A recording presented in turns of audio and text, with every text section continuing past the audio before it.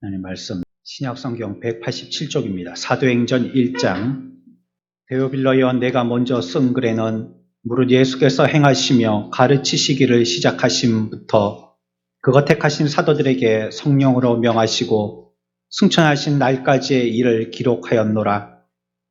그가 고난받으신 후에 또한 그들에게 확실한 많은 증거로 친히 살아계심을 나타내사 40일 동안 그들에게 보이시며 하나님 나라의 일을 말씀하시니라. 아멘. 세상 사람들은 세상을 바꾸기 위해서 많은 노력들을 하고 있습니다. 유명한 철학자나 정치가들 또 다른 세상의 종교들로 희망을 찾으려고 합니다. 하지만 그 결과는 희망은 없는 것입니다. 어떤 사람들은 이렇게 또 얘기합니다. 복음도 지난 2000년 동안 여러 번 시도되었지만 실패했기 때문에 희망이 있다고 주장할 수 없다. 꼭 복음이어야만 희망이 있다라는 것은 기독교 내에서만 하는 얘기다. 희망은 없는 것이다. 이렇게 얘기합니다. 하지만 세상이 기독교에 대해서 말은 많이 하지만요. 그러나 결코 지금까지 이 세상이 기독교적으로 시도해 본 적이 없어요. 그렇기 때문에 기독교는 여전히 세상의 유일한 희망이라는 것을 믿습니다. 인간에게 인생을 정복하고 다스릴 수 있게 하고 또 결코 사라지지 않는 희망을 줄 수 있는 것은요. 하늘 아래 오직 복음밖에 없는 것입니다. 그렇기 때문에 오늘날 세상에서 가장 긴급한 일은 무엇이냐면 세상 사람들에게 이 복음을 전달하는 것입니다. 이것이 교회의 역할입니다.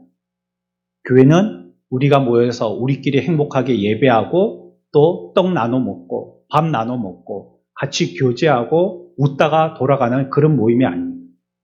교회는 이 희망이 없는 자들에게, 희망이 어디 있는지 모르는 자들에게, 희망이 없다라고 낙심한 자들에게 이곳에 희망이 있다라고 그들에게 가르쳐 주는 것이 바로 교회입니다.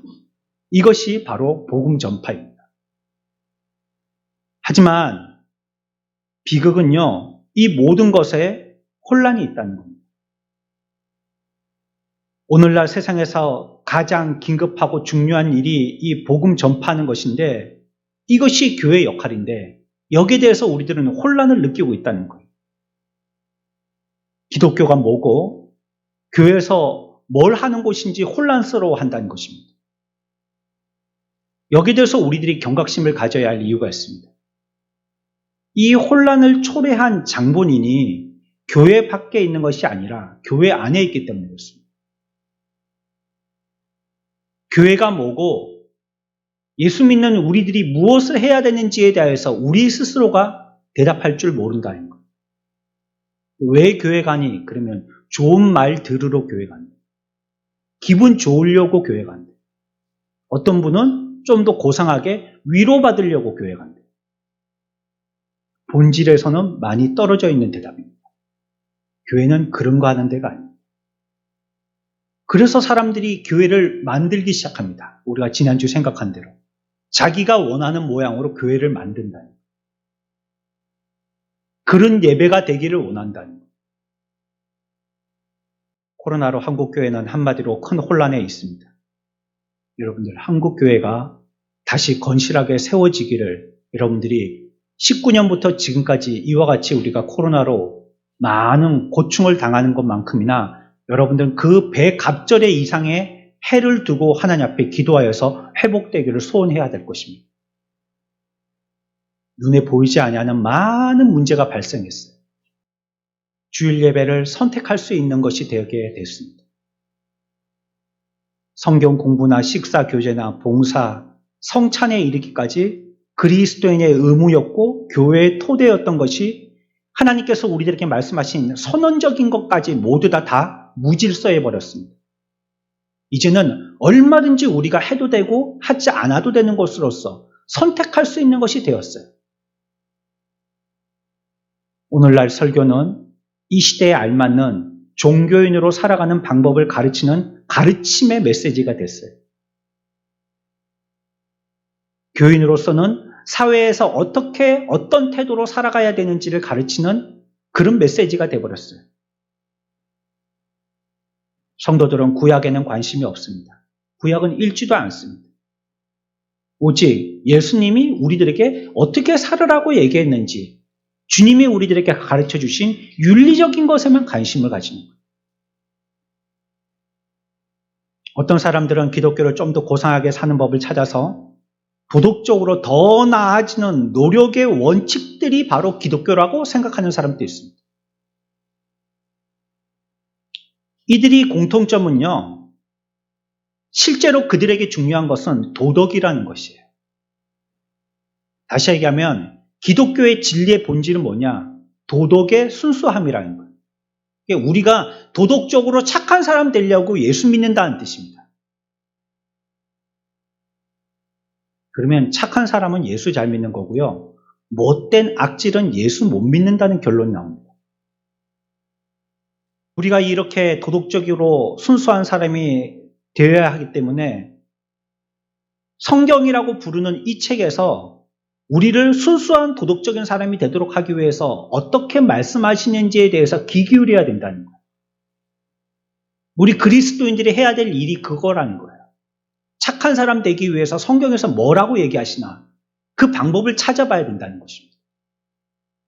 그리고 그렇게 실행에 옮기라고 우리들에게 촉구하는 것이 설교라는 겁니다. 이것이 대부분 한국교회 교인들이 생각하고 있는 교회와 설교의 정의입니다. 착하게 살아야 될 것, 성경에서 뭐라고 얘기하는지 찾아보시자는 것. 당신은 왜 착하게 살아야 되는지, 왜 순수한 도덕성을 지녀야 되는지 성경에서 찾아보자는 것. 그래서 우리들은요, 교회의 기원과 기독교가 무엇인지와 교회가 무엇인지 알아야 되는 거예요.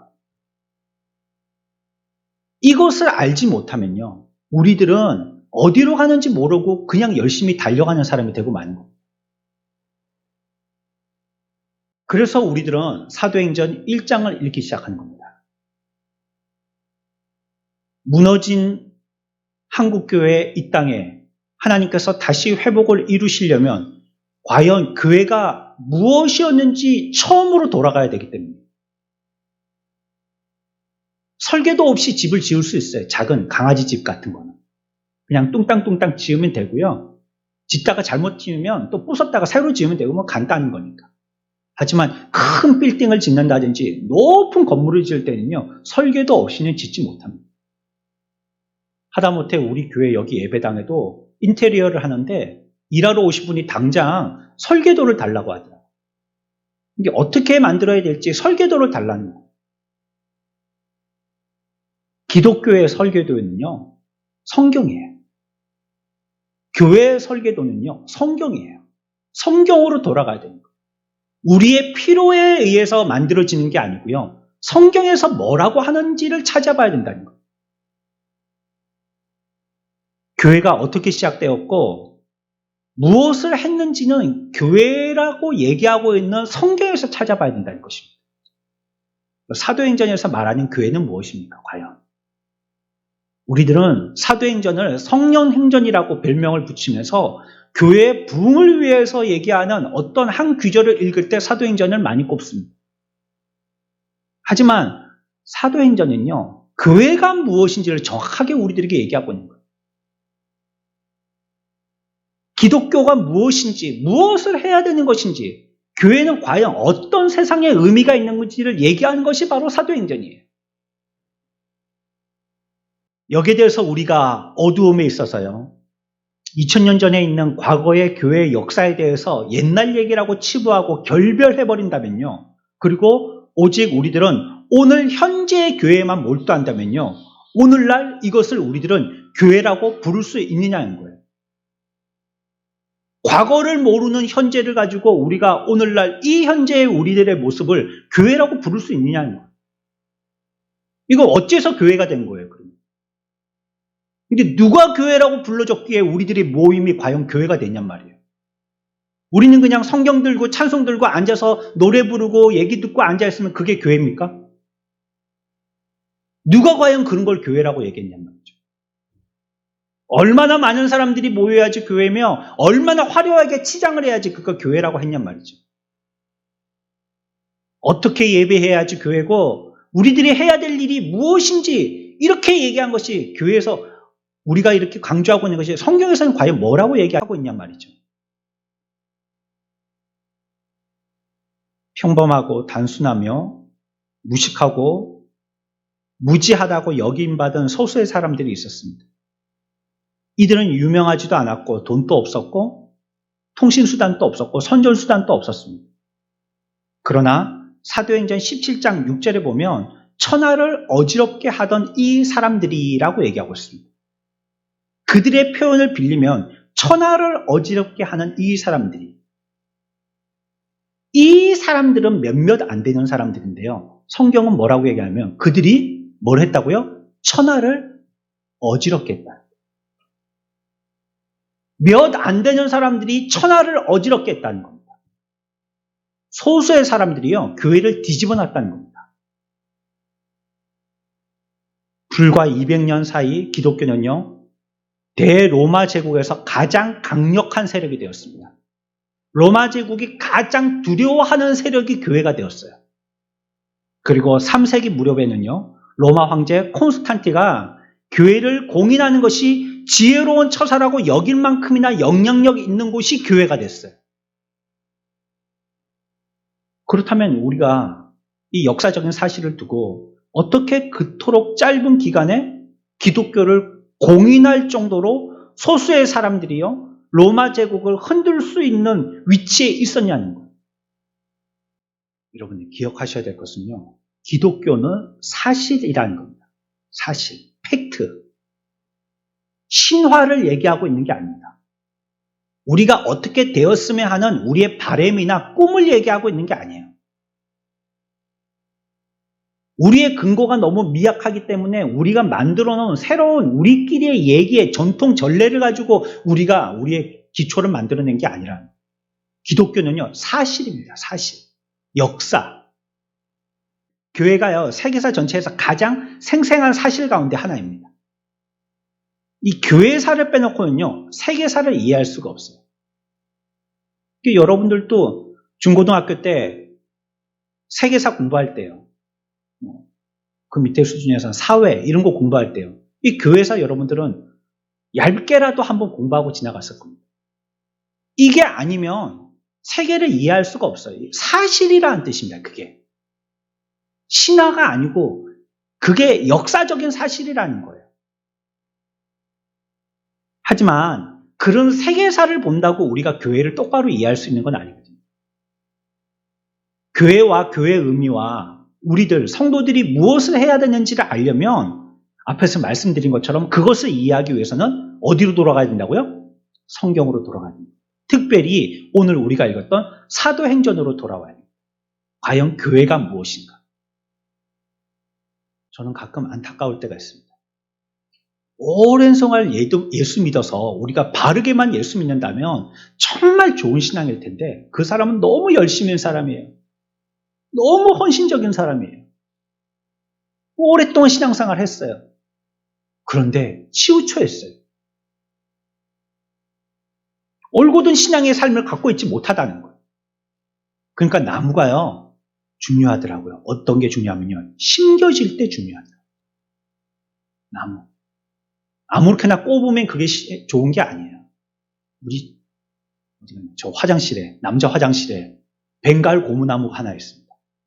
근데 이 나무가요, 이렇게 기울어져 있어요. 이렇게 조금 기울어져 있어요. 그걸 한번 화분갈이 할 때 이렇게 세워본다고 이렇게 막 이쪽으로 힘을 기울이고 또 이쪽에다 흙을 밀어놓고 해서 뭐 어떻게 한번 이렇게 세워봤어요. 근데 시간이 지나니까요, 또 그렇게 기울어 있고 피사의 탑처럼 이렇게 기울어 있어요. 처음에 심을 때 야무지게 그렇게 똑바로 딱 심어졌었어야 되는데 어떤 이유로, 뭐 분명히 처음에는 똑바로 심겨졌었겠죠. 근데 어떤 이유로 조금씩 기울기 시작하더니 지금 제법 많이 기울어진 거예요. 아마 저 나무는요, 새로 뿌리채 뽑아가지고 새로 심지 않으면 똑바로 못 쓸 것 같아요. 우리의 신앙도 그런 경우가 많더라는 거예요. 바르게 심겨지 않으면요, 자랄 때 똑바로 자라지를 못해요. 계속 기울어진 채로 자라게 되는 거예요. 그래서 신앙의 기초, 우리의 교회가 무엇인지, 기독교가 무엇인지에 대해서 바르게 알게 되어지는 성경으로 돌아와서요. 지금부터라도 우리의 기초를 단단히 올곧게 다져야 되는 거예요. 그렇지 않으면 우리의 열심에 반해서 그 효과는 너무 미진한 거예요. 세상, 육적인 것, 마귀, 인간, 지옥의 많은 방해들, 이런 것에도 불구하고 지금까지 이어온 기독교의 놀라운 역사를 설명할 수 있는 것은요, 오직 사도행전이 제시하는 설명뿐입니다. 이것이 아니고는 이런 것들을 설명할 수가 없어요. 사도행전은요, 누가라는 사람이 썼습니다. 누가. 사람의 이름입니다. 누가. 이 사람은 역사가기도 하면서도 의사기도 합니다. 이전에는 바울과 전도여행을 한번 했던 사람입니다. 1절에 뭐라고 얘기하고 있냐면요. 1장 1절입니다. 한 절만 읽습니다. 디오빌로여, 내가 먼저 쓴 글에는 물은 예수께서 행하시며 가르치시기를 시작하신부터. 아멘. 누가 받는지 수신자를 얘기하고 있죠. 누가 받을 거예요? 이 편지를? 데오빌로라는 사람이 받을 거라. 누가 쓰는데요? 누가가 쓰고 있습니다. 누가가 데오빌로에게 쓰고 있어요. 내가 먼저 쓴 글에는, 이 지금 두 번째 글인데요. 첫 번째 글이 아니고 두 번째 글인데요. 먼저 쓴 글이 있다는 거예요. 그게 복음서에 나오는 누가복음입니다. 누가가 쓴. 그게 먼저 쓴 글이고 이게 두 번째 쓴 글입니다. 데오빌로는 추정하건대 누가복음에 보면 상당의 위치에 있는 지성과 학식을 갖춘 기독교에 관해서 여러 가지에 관심을 기울이고 또 정보를 들여서 이 기독교에 대해서 많이 알고 싶어하는 사람입니다. 아는 사람이 더 알려고 하잖아요. 이 사람은 공부도 많이 했고 이 부분에 대해서 관심도 많은 사람이라는 거예요. 이유로 인해서 이 데오빌로가 누가라는 사람을 알게 되었는데, 누가는요 지금 데오빌로에게 믿음이라는 것이 무엇인지, 왜 우리들은 믿어야 하는지에 대해서 데오빌로에게 설명하고 있는 거예요. 그걸 두 부분으로 나눠서 설명하고 있는 것입니다. 그 중에 한 부분을 우리가 지금 읽고 있는 게 사도행전인 것이에요. 사도행전이 우리들에게 뭘 말씀하고 있습니까? 이들이 전하고 있는 메시지가 뭡니까? 성경에 보면 항상 우리들이 성경 말씀을 읽을 때요, 초반부 있죠. 여기를 잘 읽어야 됩니다. 1장. 거의 1장의 모든 주제가 다 들어갔다 해도 과언이 아닙니다. 물론 맨 마지막 장을 갖다가 멋진 마무리로 우리의 가슴에 깊이 새길 만한 말씀으로 우리가 그 말씀을 읽을 때 이 한 장이 다 이해될 만한 그런 말씀으로 우리들에게 매듭 지어주기도 하시지만, 대부분의 성경은요 1장에서 거의 해결이 다 나요. 우리가 금방 읽었던 1장 1절에서요 데오빌로여, 내가 먼저 쓴 글에는 무릇 예수께서 행하시며 가르치기를 시작하심으로부터 라고 얘기하고 있습니다. 이 말씀이요 누가복음 전체의 요약일 뿐만이 아니라 모든 복음서의 요약이라고 할 수 있어요. 이 3절이, 이 사도행전 1, 2, 3절이 모든 복음서의 요약이라고 할 수 있어요.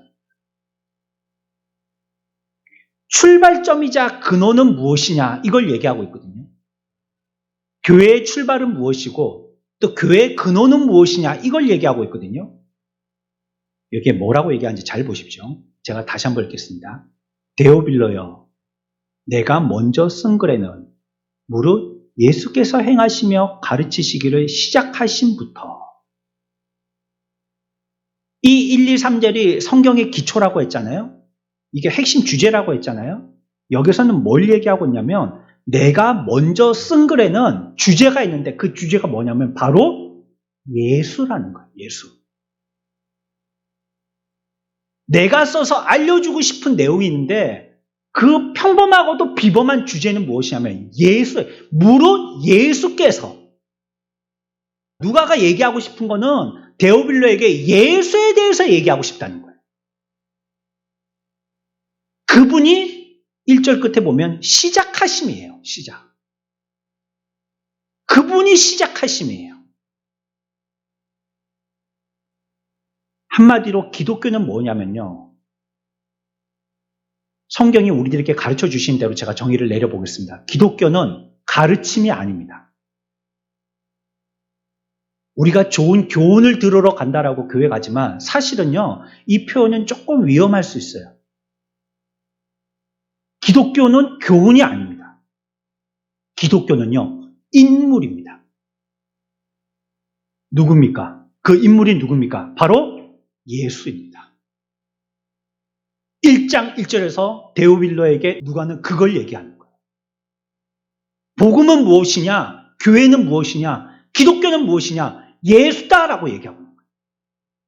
뭐 예수가 어떻게 하셨다, 뭐 병 낫게 했다, 뭐 기적 행하셨다, 우리에게 뭐 산상수훈을 행하셨다, 그 뜻은 이것이다. 의미 알겠지? 모르면 다시 한번 알려주고. 교훈이 아니라는 거예요. 우리가 그래서 항상 예수를 믿고 있지만 겉에서 맴돌아요. 교회라는 것은요, 예수를 얘기하는 곳입니다. 예수. 예수가 기초예요. 예수 없는 교회는 사실은 교회가 아닌 거예요. 기독교는 역사적인 인물에서 시작하는 겁니다. 주 예수 그리스도, 이 예수 이름, 이 이름이요, 모든 신약 시대의 초대교회 설교의 주제입니다. 여러분 설교 한번 읽어보십시오. 많은 서신서들에서 예수라는 주제를 가지고 계속 얘기하고 있는 거예요. 뭐 어떻게 살아라, 뭐 약 먹어라, 어떻게 건강해라, 위생생활해라, 기쁨으로 살아라. 이 모든 깊은 주제는 뭐냐면 예수 그리스도 얘기하고 있는 거예요. 누가복음의 주제이기도 하고요. 그것이 사도행전의 주제입니다. 그리고 저와 여러분들의 인생을 사는 주제이기도 해야 된다는 거예요. 뭐가요? 예수 그리스도. 그러나 비극은요, 오늘날 이 사실이 잊혀졌다는 거예요. 예수 그리스도를 주제 삼지 않는다는 겁니다. 처음에 제가 뭐라고 말씀드렸어요? 이 세상의 사람들이 희망을 잃었다 했죠. 그래서 희망을 주기 위해서 교회가 대안으로 나타났습니다. 교회는 뭘 해야 되느냐? 뭘 해야 되죠? 뭘 전해야 되죠? 교회 메시지는 뭐라고요? 예수 그리스도를 전해야 되는데 그렇지 않다는 거예요. 뭘 얘기하느냐? 평안하십시오. 위로받으십시오. 건강하십시오. 행복하십시오. 성공하십시오. 출세하십시오. 돈 많이 버십시오. 이런 거 얘기하고 있다는 거예요. 이런 거. 그래서 우리가 철저한 기독교라는 종교인이 되기 위해서는 이러한 주제로 나가기 위해서는 어떻게 되느냐? 첫 번째, 돈 많이 벌려면 두 번째, 건강하려면 세 번째, 이러한 삶을 사십시오. 그러면 여러분들은 태평성대를 누릴 것입니다. 만수무강하실 것입니다. 할렐루야. 그럼 성도들은 기분 좋아서 집에 가는 겁니다. 야, 그러면 부자 된다더라. 이게 자동차에다가 북어 걸어놓는 거하고 뭐가 달라요? 예. 예수 믿는 사람들 차에다가 성경책 올려두고 한 번도 읽지도 않는 게 핸들에다가 북어 걸어두고 명주실 걸어두는 거 뭐가 다르냐는 말이에요. 이게. 성경은 그거 얘기하지 않습니다. 성경은 우리가 지난주에 생각했죠. 사랑하는 자에게 하나님께서 뭘 주신다고요? 잠을 주신다고 그랬죠. 하나님을 의지하니까 잠을 주시는 거예요. 하나님을 의지해요. 그거는 복잡한 게 아니고요. 뭐 한 거라고요? 단순한 거예요. 예수를 똑바로 믿는 사람은요, 삶이 단순합니다. 여러분들 삶이 막 복잡하고 흥클망클하고 머리가 어지럽고 생각할 것이 많잖아요. 회개하십시오. 회개하셔요. 지금 의지하지 않았어요. 하나님을 의지하지 않고 자기가 머리에 설교들을 잔뜩 그려놓고 있는 겁니다. 입으로는 의지한다 해놓고 행하기는 자기가 행하는 거예요. 오늘날 그리스도인들은 뒤에 가서 또 말씀드리겠지만 생각하고 묵상하기보다 행동하기를 좋아합니다. 언제 급한지. 특별히 경상도 사람들 화장실 들어갔다 나오면서 벌써 작부를 갖다가 올리면서 나오잖아요. 딱 올리고 나오면 될 텐데. 들어갈 때 내리면서 들어가고 나올 때는 올리면서 나오고. 네? 버스가 오지도 않았는데 버스를 보고 달려들어요 막. 인도에 딱 차가 서야지 타야 될 텐데 차가 막 이 인도로 막 오는데 나는 막 차하고 뭐 코뿔소처럼 막 부딪혀 볼 거라고 막 달려드는 겁니다. 기사가 놀라가지고 길 한가운데 차를 세우죠. 얼마나 급한지 말이죠. 자판기 커피가 다 나오지도 않는데 손부터 들어가 있습니다 벌써. 얼마나 급한지 말이죠. 우리는 뭔가 숙고하고 기다리고 무엇인가 잠잠히 찾아봐야 되는데 그러기를 너무 힘들어 하더라는 거예요. 안 기다려요. 그냥 행동하려고 그래요. 뭐 해가지고 성과를 한 개 내놔야 돼요. 그 대통령들이 자기가 집권할 때마다 뭔가 성과를 한 개씩 내놓으려고 그래 국가든지 국민이든지 생각 안 하고 그냥 해버리잖아요. 내 뭐 했다 이 치적 한 개 남겼다 그거 누구 때 했대 어떤 대통령 때 했어 이거 회자되게 하려고 그래 하잖아요. 비극입니다. 우리의 주제에 예수 그리스도가 없다는 거 이게 비극입니다. 그분에 대해서는 깜깜무소식이고 잘 알지 못하고 그분이 뭘 어째셨다 이것만 알고 있다는 게 이게 비극이에요. 사람들이 원하는 것은 그분의 가르침에 대한 것에 대한 적용입니다. 하지만 성경은 그걸 얘기하지 않았어요. 그가 뭘 가르쳐줬는지 그거 적용하라고 얘기하지 않는다. 그냥 신약의 초대교회는 무조건 예수 그리스도 얘기한 거예요. 근데 우리가 전도할 때 얼마나 잘못 전도하고 있는지 알겠죠. 오늘날 우리가 예수 믿고 교회 가자고 얘기할 때 예수 믿으면 뭐 축복받는다. 축복이라는 단어도 잘못된 거고요. 복을 받는다 이래야지. 축복은 복을 빈다는 뜻이잖아요. 복을 빚는데 뭐 어떻게 받아요? 빌면 비는 거고 받으면 받는 거지. 건강해진다, 뭐 승진한다. 그러니까 교회 나오라는 거예요. 그거는 복음의 메시지가 아니에요. 복음은 예수 그리스도를 전하는 게 복음이에요.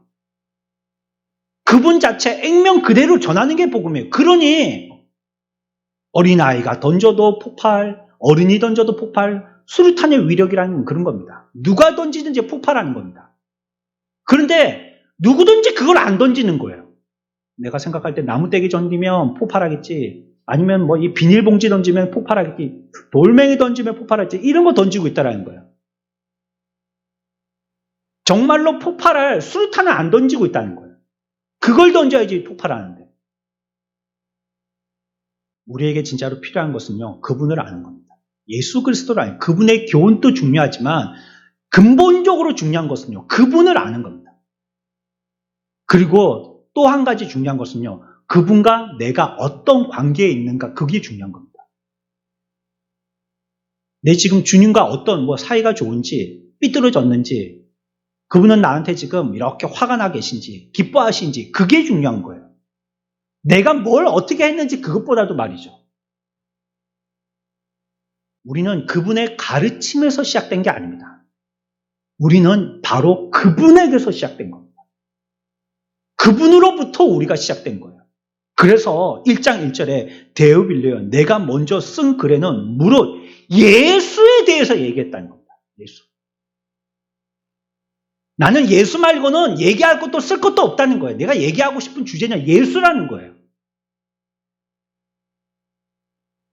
사도행전 1장 8절 봅시다. 잘 알고 있는 말씀이죠. 우리 같이 함께 읽겠습니다. 오직 성령이 너희에게 임하시면 너희가 권능을 받고 예루살렘과 온 유대와 사마리아와 땅끝까지 이르러 내 증인이 되리라 하시니라. 아멘. 잘 보십시오. 예수님이 온 땅끝까지 복음을 전파하라 할 때 내 교훈을 전파하라 했습니까?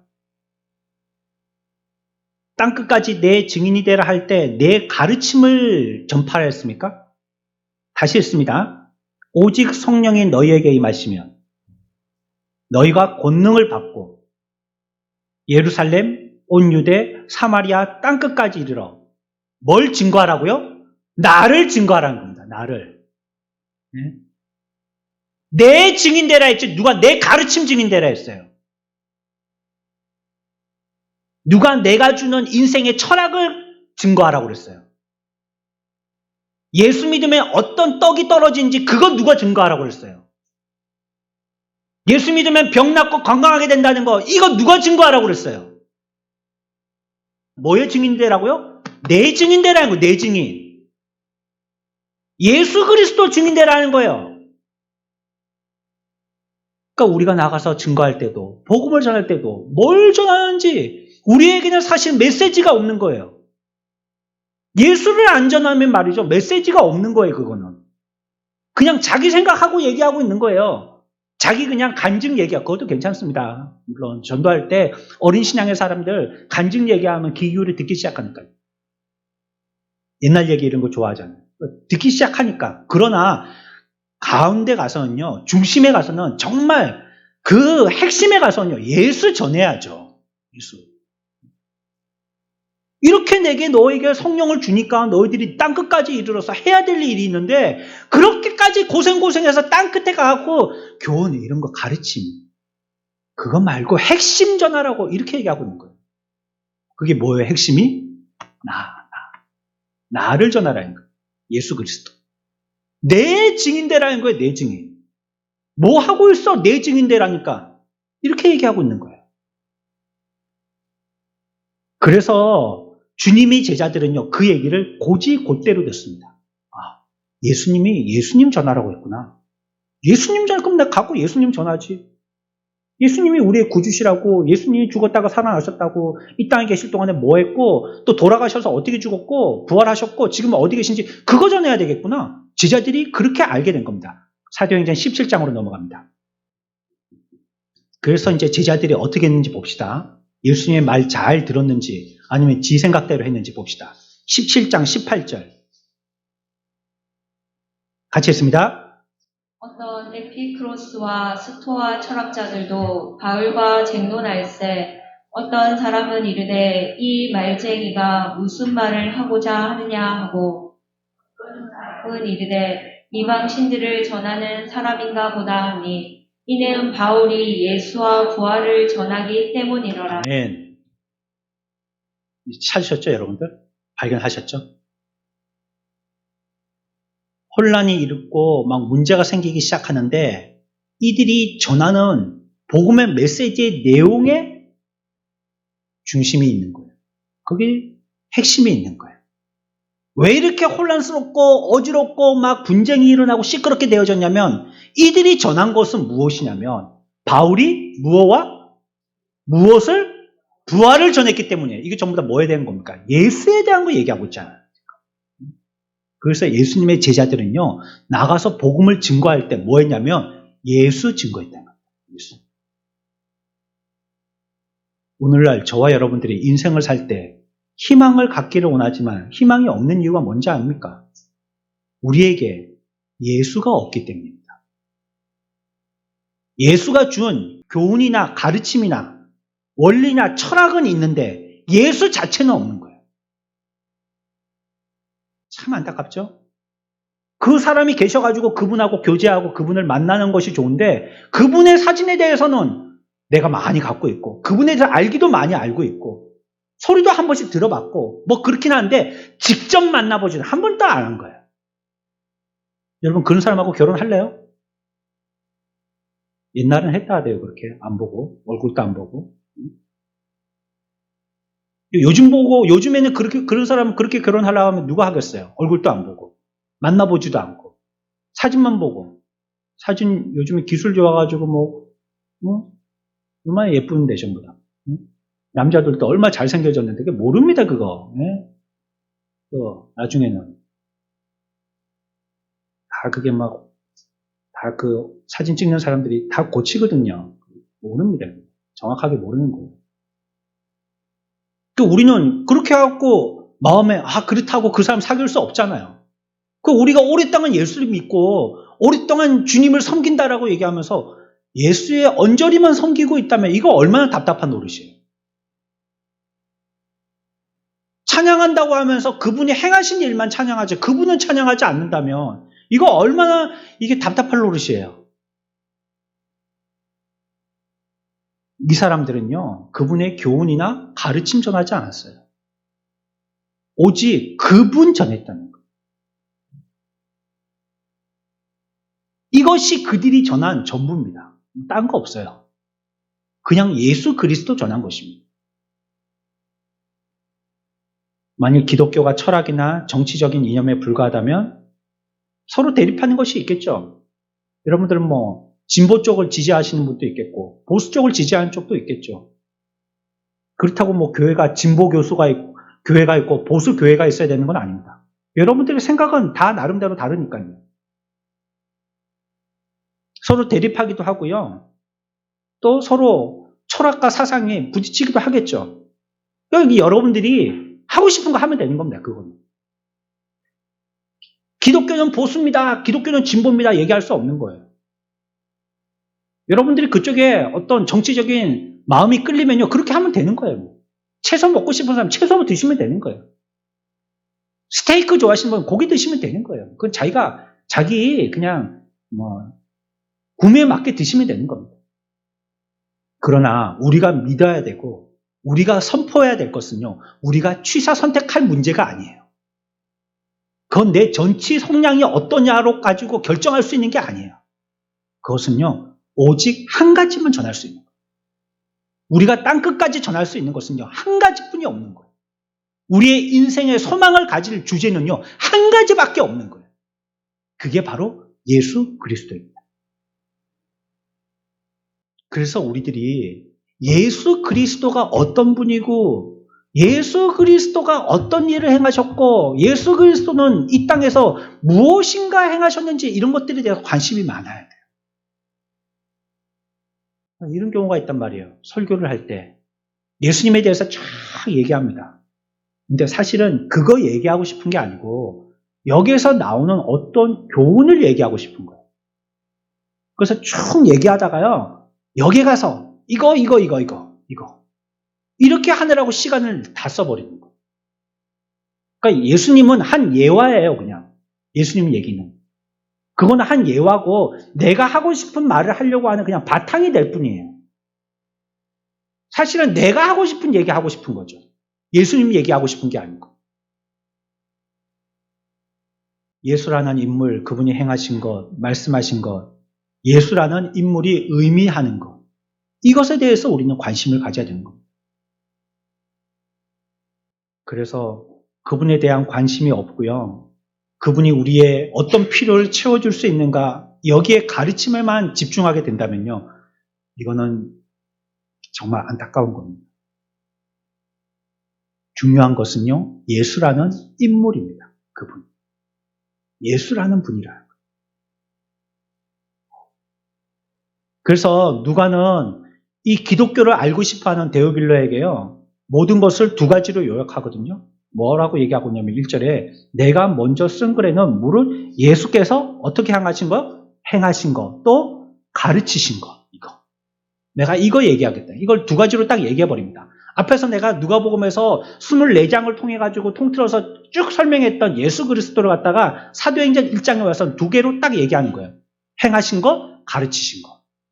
그거 보니까 예수를 안다는 거예요. 그거 보면.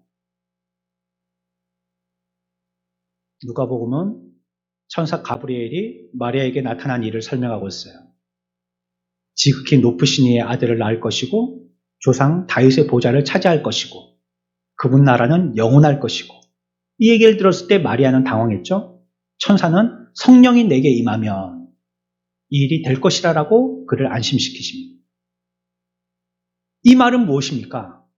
뭐 기적, 이적 이거 설명하려고 하는 게 아닙니다. 지금 이 누가복음에서 예수님이 태어나시기 전에 이 일은 뭐냐면 그 예수가 이 땅에 오시게 됐다는 거예요. 말하고 싶은 건요. 예수예요. 예수. 예수가 태어나실 때 어떤 희한한 일들이 끔찍한 일들이 뒤로 발랑 자빠지는 일들이 그런 게 얼마나 많았게 이거 얘기하려고 하는 게 아니고요.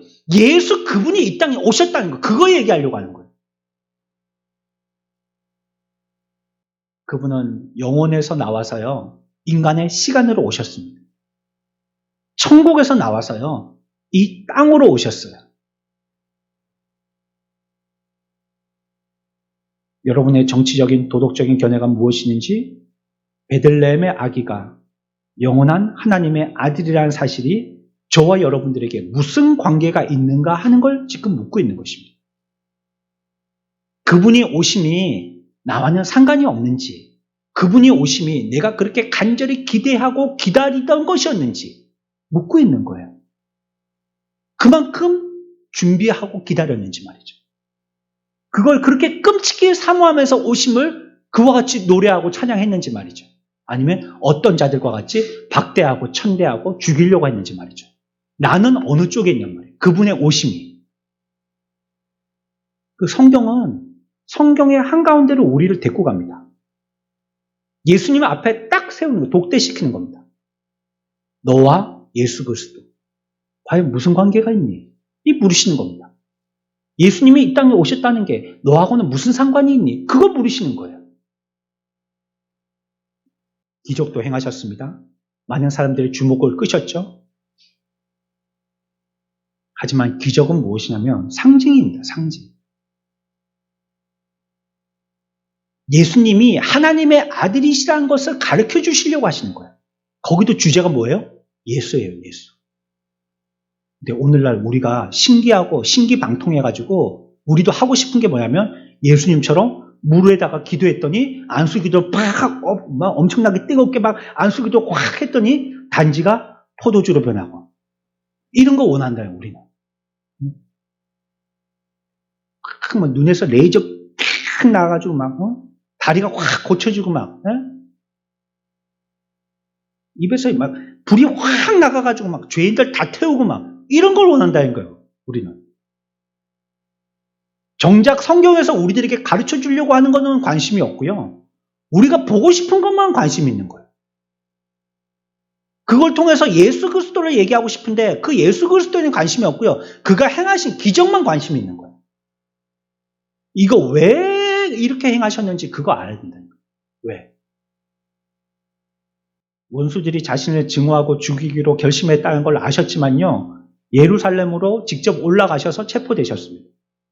그리고 그분은 사형 선고 받으셨어요. 십자가에 죽으셨습니다. 그러나 죽음의 결박을 완전히 끊고요. 무덤에서 살아나셨습니다. 그리고 몇몇 제자들과 사람들에게 나타나셨습니다. 전부 다 뭘 얘기하고 있는 겁니까? 예수 그리스도 얘기하고.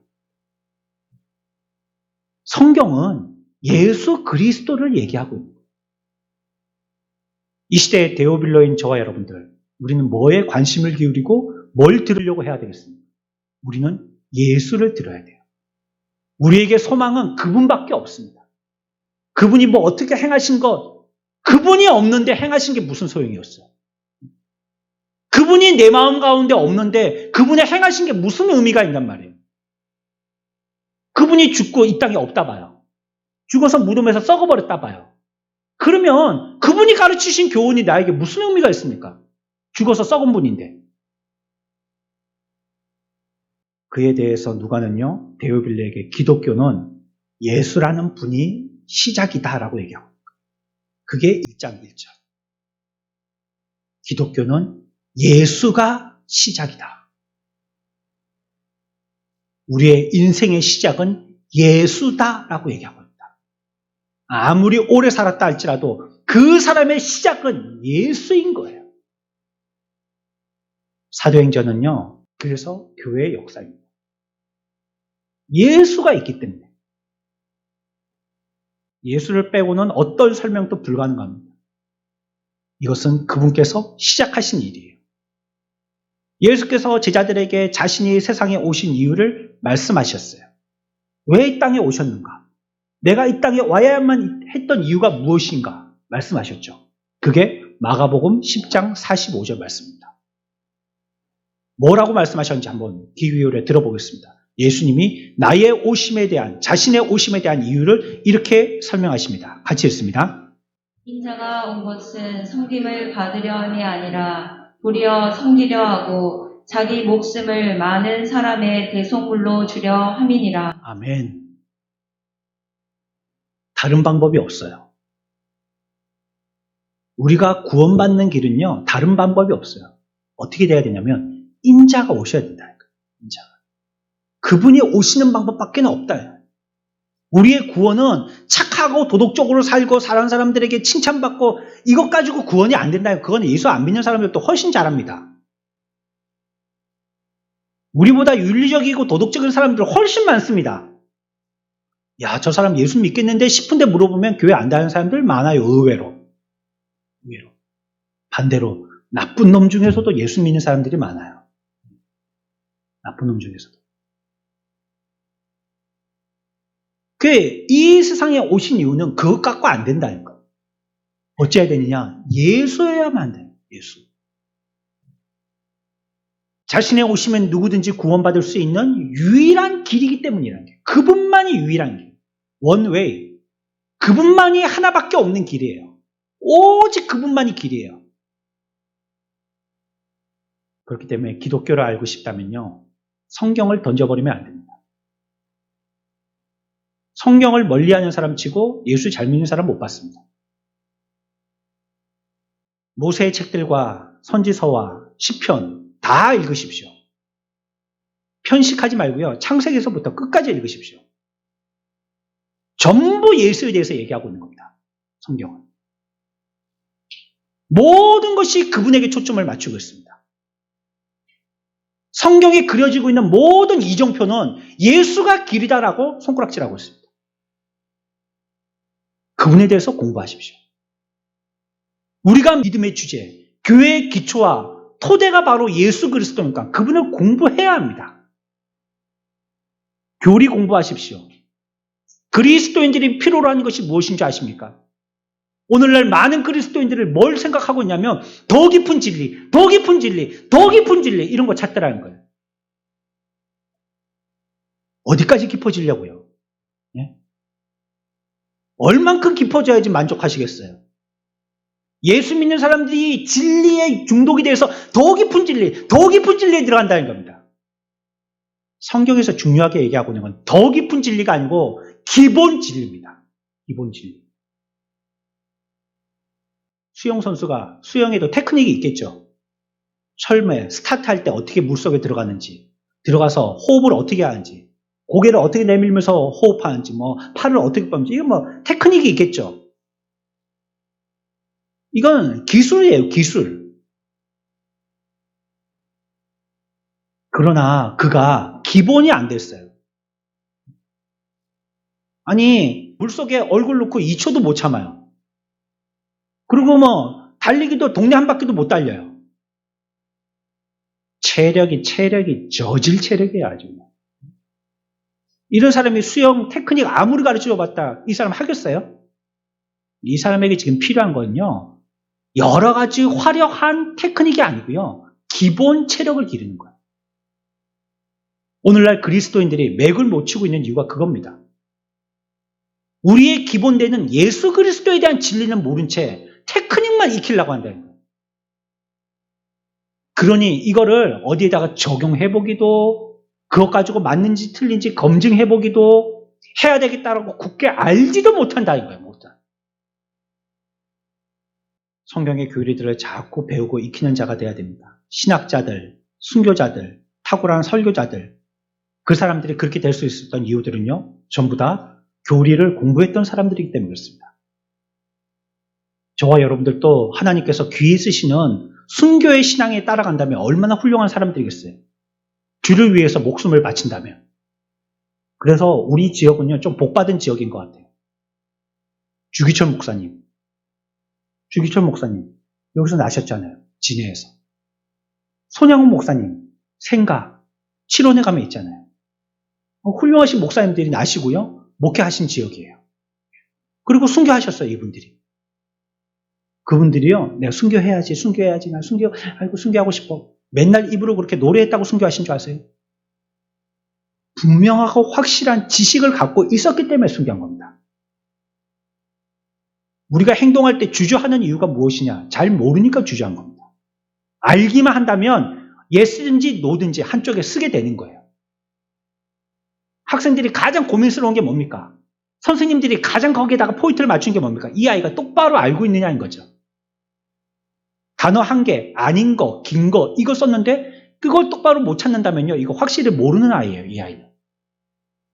애매하게 알고 있는 거예요. 그러니까 다 틀리는 거죠. 아닌 거든지 긴 거든지 확실하게만 알고 있으면 최소한 반은 맞죠. 예수에 대해서 열심히 배우십시오. 교리를 확실히 공부하십시오. 그리스도의 삶이라는 것은 깨달음과 지식에 기반을 두는 겁니다. 우리가 알지 못한다면, 깨닫지 못한다면 행동할 거 아무것도 없습니다. 여러분들은 그냥 더듬어 찾는 걸 뿐이에요. 말씀을 깨닫지 못하고 말씀에 대한 지식이 없다면 내가 짐작해서 예수 믿고 있는 것이지 그분이 닦아놓은 길을 따라가는 건 아니라는 거예요. 주일 예배 때우지 마십시오. 의자 대피고 간 걸 예배 드린 걸로 생각하지 마세요. 몇 번 말씀드렸습니다. 우리가 왜 말씀 듣습니까? 왜 말씀 들어요? 주일날 왜 말씀 듣는다고 했어요? 여러분들 왜 그러면 기도합니까? 결론은 뭡니까? 그렇게 행하려고 하는 겁니다. 행하려고. 듣는 게 목적이 아니라 여러분들 들어서 그렇게 살으라고 기도하고 살으라고 말씀 듣는 거예요. 일주일 내내 내 마음대로 살고 내가 하고 싶은 대로 했다가 교회만 와서 엉덩이 붙이고 가면 내가 예수 믿는 사람 착각하지 마시라는 거예요. 그분은 교인이지 성도는 아닌 거예요. 이것이 누가가 데오빌로에게 말한 기독교의 전부입니다. 다른 거 없어요. 핵심은 예수께서 시작하신 모든 것이다 하는 거예요. 이분이 시작하셨다는 걸 얘기하는 것입니다. 예수께서. 이 말은 무엇을 또 의미하고 있냐면 그분이 시작하셨기 때문에 그분이 아직 끝내지 않고 진행하고 있다는 걸 얘기하고 있습니다. 그분이 시작하셨다. 1장 1절에. 이 말은 지금 우리의 역사를 그분이 이끄시고 계시다는 걸 얘기하고 있습니다. 시작하셨으니까요. 우리가 하는 게 아닙니다. 교회, 우리가 부흥시키는 게 아닙니다. 교회, 우리가 세우는 게 아닙니다. 돈 많은 사람이 돈 많이 낸다고 교회가 세워지는 게 아니에요. 그 일은 그분이 하시는 겁니다. 사도행전은 예수께서 장차 하실 일들을 우리들에게 얘기하고 있는 거예요. 그분이 지금 하고 계시니까요. 사도행전을 성정행전이라고 부를 때 조심스럽게 얘기해야 합니다. 성령님이 주제가 아니고요. 예수 그리스도가 주제십니다. 오직 성령님은 예수 그리스도의 권세로 말미암아 그 일을 하고 계신 분이세요. 그렇다고 누가 1등이고 누가 2등이고 이걸 얘기하는 게 아닙니다. 오로지 성경이 얘기하고 있는 주제는 예수 그리스도라는 거.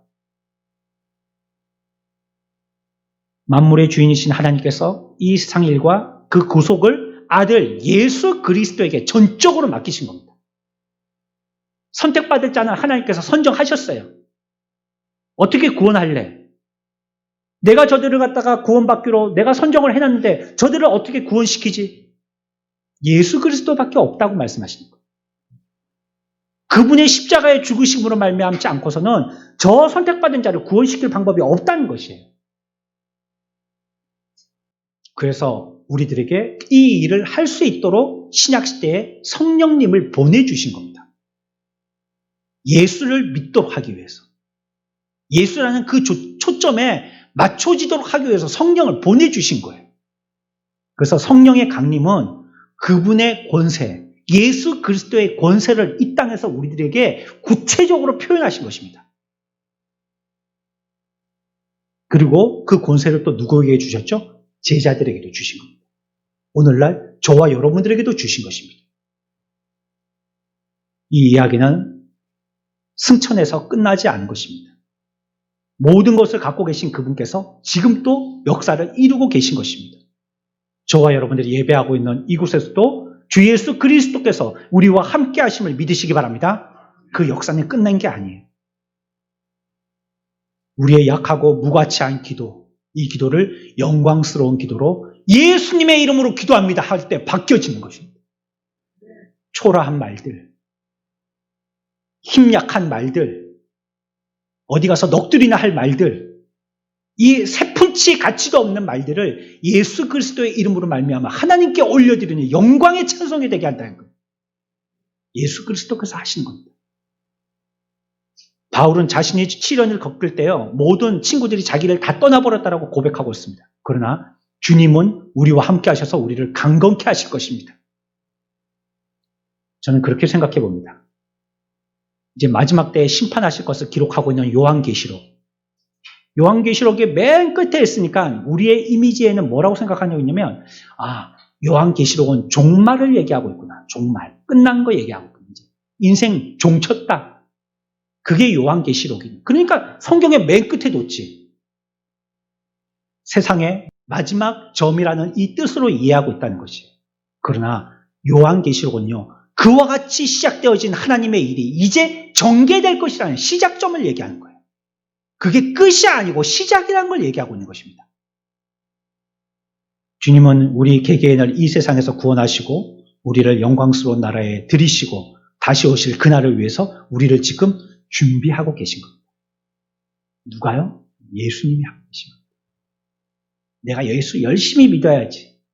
여러분들 혼자 열심히 믿지 마십시오. 예수 의지하지 않고 혼자만 열심히 믿지 마세요. 엄마하고 손잡고 운동회 땅 해가지고 운동장 한 바퀴 뛰는 운동회 있잖아요. 애들은 얼마나 날쌔가지고 잘 뛰는데 막 엄마가 손을 놓쳐가지고 엄마는 저기 엎어져 있어요. 혼자 꼬리 지점에 들어간다고 1등 하는 게 아니라면 엄마가 같이 잡고 가야지. 예수 나온 차 열심히 발에 불이 나도록 뛰어간다고 그게 잘 믿는 게 아닙니다. 예수와 함께 가야 되는 거예요. 이것이 기독교의 메시지예요. 바로 이것이 지금 저와 여러분들이 있는 교회를 낳는 것입니다. 이것이 우리들에게 가장 절실한 주제입니다. 큰 재물이 생긴다고 우리의 문제를 다 해결해 줄 수 없습니다. 죽음의 문제는 어떻게 할 거예요? 또 죽음 이후에 영혼의 문제는 어떻게 할 거예요? 그거 해결할 수 없어요. 안 돼요. 그러나 예수 그리스도가 되게 하신다는 거예요.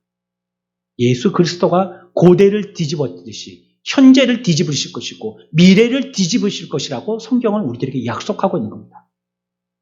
이 시대를 살고 있는 저와 여러분들, 이 시대의 데오빌러인 저와 여러분들, 우리의 관심은 무엇이어야 되겠습니까? 누가는 우리들에게 그 유명하고 그 중요한 분을 소개하고 있습니다. 그분이 바로 인생의 주인이신 예수 그리스도라는 거예요. 그분이 시작하셨다라고 얘기하고 있습니다. 그분이 지금 진행하고 계실 겁니다. 그분이 마무리 지으실 것입니다. 여러분들, 인생을 어렵게 힘들게 팍팍하게 혼자서 살지 말고 그분에게 내어 맡기는, 그분을 뒤따르는 복된 정말로 그리스도인다운 그리스도인인 저와 여러분들의 삶들이 되시기를 축원합니다.